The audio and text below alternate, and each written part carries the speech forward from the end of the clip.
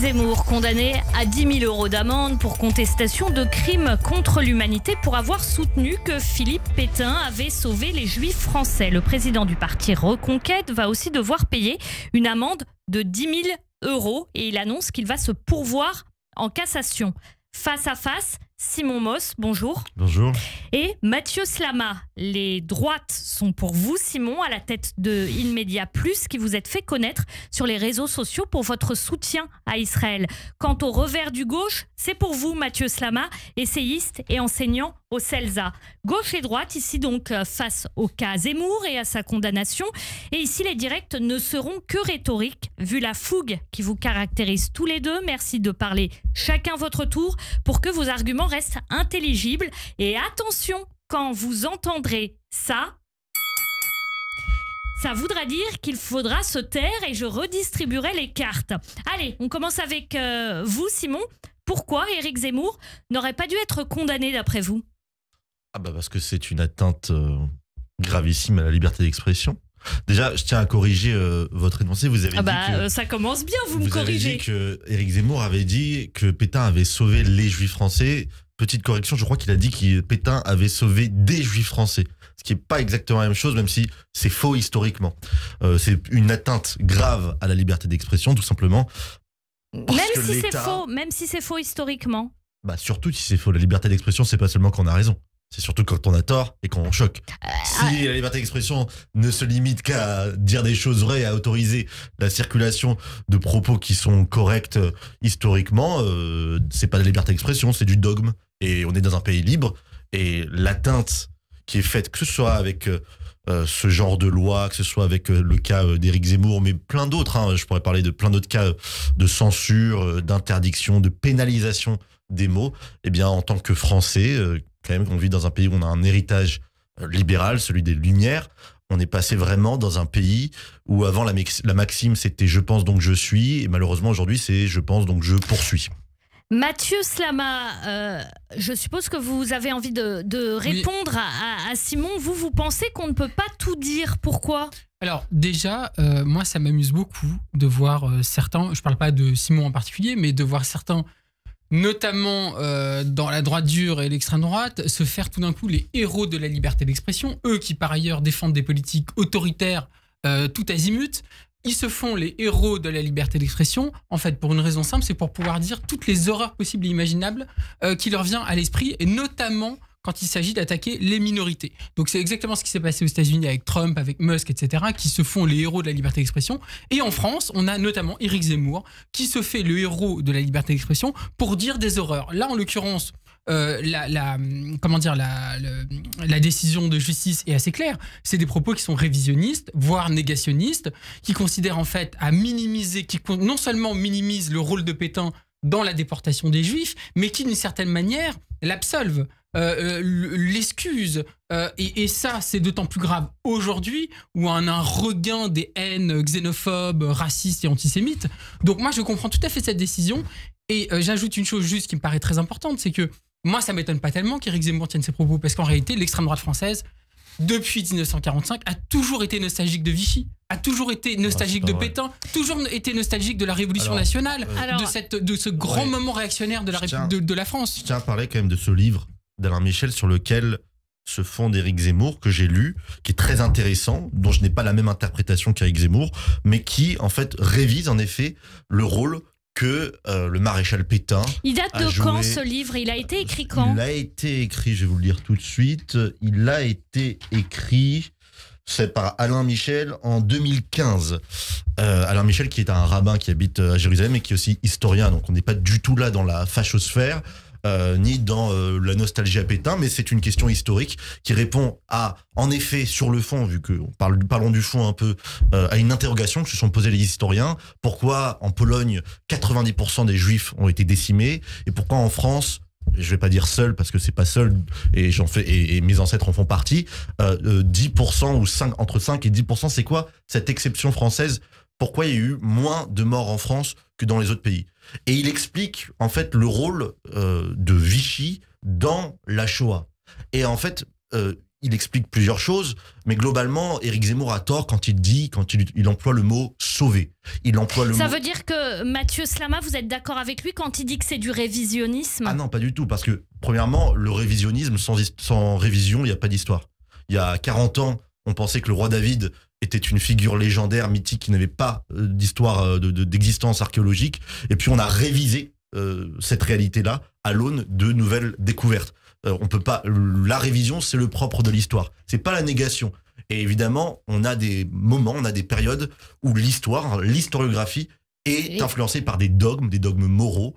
Et c'est aussi le cas de la période de Vichy qui n'échappe pas à cette règle. Mathieu Slama. Alors, j'espère que des historiens n'ont pas écouté là, ce qui vient d'être dit, parce que je pense qu'ils ont dû tomber de leur chaise. Laurent vous faites un peu comme les climato-sceptiques, vous savez, qui vont citer un travail d'un climatologue complètement marginal contre j'y viens, contre le consensus historique. En fait, la science, la science, ça marche en consensus. Il s'avère que un groupe d'historiens, alors soutenez-moi les auteurs. Un groupe d'historiens a répondu à Zemmour dans un livre qui a été publié d'ailleurs chez Gallimard, qui s'appelle Zemmour contre l'histoire, où vous avez un certain nombre d'historiens de la période. Bah ça, on verra. Ceux qui nous écoutent, ils vont vérifier. Les historiens sur cette période, qui ne sont pas tous d'accord les uns les autres, mais vous parlez de consensus. Les historiens sur cette période, je finis juste. Les historiens sur cette période, après vous allez tous mis d'accord pour dire que Éric Zemmour disait des bêtises. Qu'Éric Zemmour disait des bêtises, disait des choses qui sont anti-historiques, qui sont des mensonges et qui sont des mensonges volontaires. Et je dis ça pourquoi? Parce qu'en réalité, il y a dans l'extrême droite, je vous ai cité un livre, je vous y réfère. Il y a dans l'extrême droite, il y a toujours eu cette haine des intellectuels, cette haine des scientifiques. Laissez-moi finir. Cette haine des scientifiques, cette haine des savants. Et c'est un anti-intellectualisme qui a toujours existé au sein de l'extrême droite française. Éric Zemmour fait partie de ce courant qui n'arrête pas de s'en prendre aux savants, aux scientifiques, et il le fait constamment. Et c'est comme ça qu'il faut aussi comprendre ses propos révisionnistes et négationnistes. Laissez répondre Simon. C'est génial. Vous me faites un procès en anti-intellectualisme. Pas vous, à l'extrême droite. Si vous faites un procès en intellectualisme parce qu'on lit des livres, ce qui est quand même fou. Il y a dans ce livre et dans plein d'autres des raisonnements historiques. Vous parlez d'anti-intellectualisme. On parle des propos de Zemmour. On parle de ce sur quoi il se fonde. Non, on parle des propos de Zemmour révisionnistes contre lesquels tous les historiens se sont exprimés. C'est vous qui êtes en train de dire des fake news là en direct. Tous les historiens, il y a un consensus historique contre ce qu'a dit Éric Zemmour. À part les mots consensus, à part les mots doxa, consensus et fake news, vous n'allez pas plus loin. Moi, je suis allé dans le fond des choses. Je suis allé dans le fond des choses pour expliquer la variation de la politique du régime de Vichy. Non, mais il a été condamné. Excusez-moi, on est là dans un anti-intellectualisme crasse. Je suis désolé. Stop, il y a quand même une question qu'il faut évoquer parce qu'on est obligé de le faire en se référant aux déclarations d'Éric Zemmour, bouclier et protecteur des Juifs. C'est ce qui se dit. Et là, il est condamné pour contestation de crimes contre l'humanité. C'est compatible, ça? Avec quoi? Bouclier protecteur des Juifs. Est-ce que c'est compatible avec le fait d'être condamné pour contestation de crimes contre l'humanité? Alors, c'est pas compatible avec... c'est compatible avec la liberté d'expression, si on croit vraiment à la liberté d'expression. Moi, j'ai pas de problème avec ceux qui disent... J'ai pas de problème avec ceux qui disent il faut le sanctionner pour ce qu'il dit. Mais par contre, que ces personnes-là, comme mon interlocuteur, ne se revendiquent pas de la liberté d'expression. Mais ça, c'est des juges.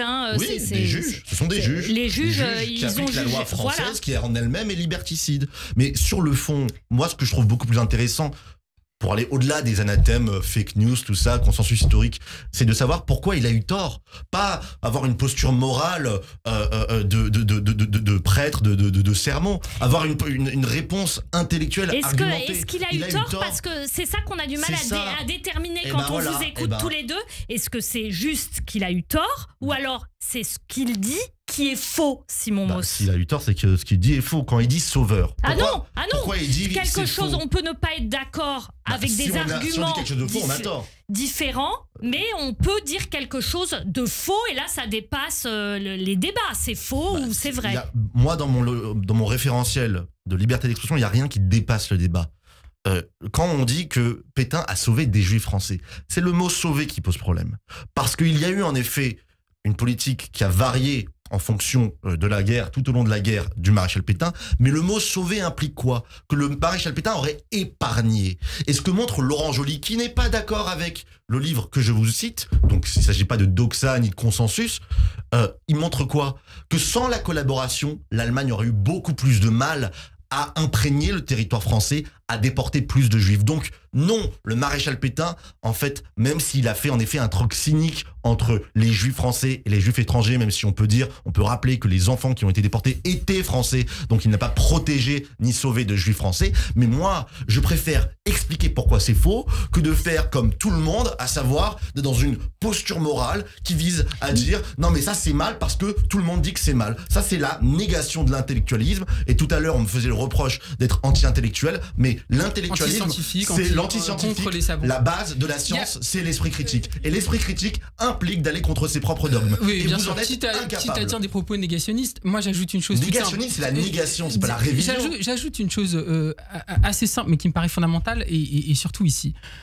Au fond, Éric Zemmour ne fait pas seulement que dire des propos négationnistes, faux et totalement anti-scientifiques du point de vue de l'histoire. Éric Zemmour, en fait, réhabilite le Pétain. Là, l'idéologie d'Éric Zemmour, c'est quoi? C'est une idéologie anti-républicaine, anti-libérale, contre les droits individuels, contre l'état de droit. C'est une idéologie qui fait l'éloge de la force. C'est une idéologie qui fait l'éloge de la force virile. C'est la négation des droits de l'homme. Laissez-moi finir.